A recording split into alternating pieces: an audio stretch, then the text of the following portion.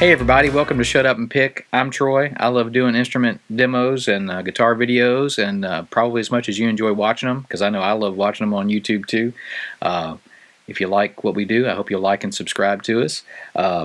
Today we've got a super, I always say super cool, but this is so cool. This guitar is so cool I had to buy it twice.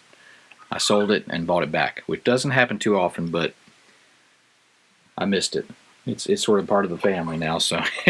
But it is a Danelectro baritone guitar, and it actually is a bass 6 guitar. But I have it tuned like a baritone. I've got it tuned A to A for baritone tuning, and it's a great box. We'll talk about it here in a little bit, and I'll tell you the whole story about getting it back. But first, let me just shut up and pick.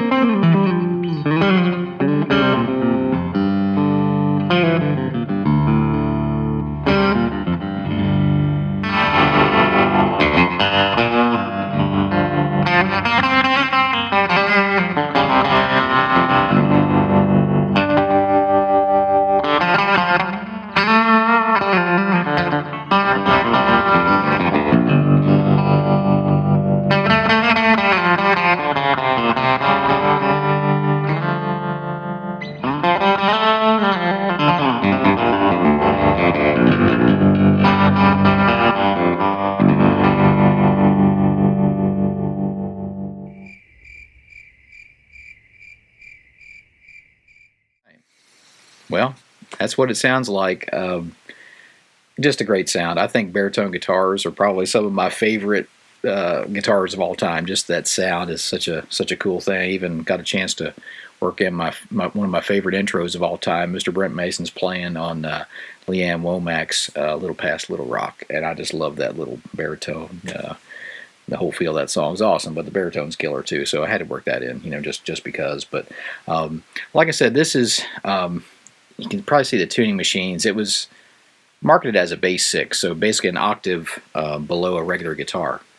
And you can put those heavier strings on there. I just have baritone strings on and do A to A, except for that one little snippet. I did sort of a drop D style thing, but it was actually a dropping the A down to a G, so having that open sound. But what a cool thing. You throw some tremolo on that and put a little grit. It's great for that TV composing type stuff that I do. Something bad's going to happen. You can tell when that tremolo and distortion comes on those things. But and it's funny, his little composer story.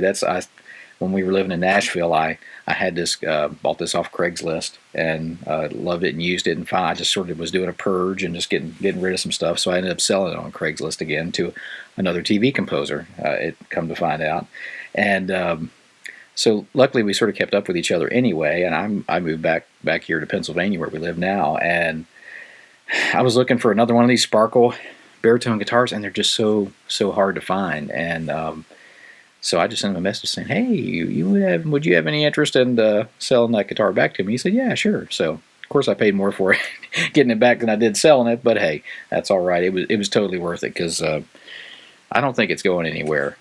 As they say, you'll have to pry it out of my cold dead hands kind of thing. I don't know, but I guess if my kids are starving, I might sell it. But it's just a great guitar, and I love the looks of it and the sound of it. And I think baritone is just great to have for all kinds of those textures. If you're doing any recording at home or anything like that, even for gigs, I know a lot of guys, even for stuff that's other than Americana roots type stuff that I do. There's metal guys and all kinds of stuff that love baritone guitars just for that low sort of chuggy sound. That's not what I do, but I know they do like that. So. Hey, I appreciate you stopping by. We've got some links to some music down in the description too. If you like some Americana and that kind of music, take a listen. Thanks for stopping by. We'll see you next time on Shut Up and Pick.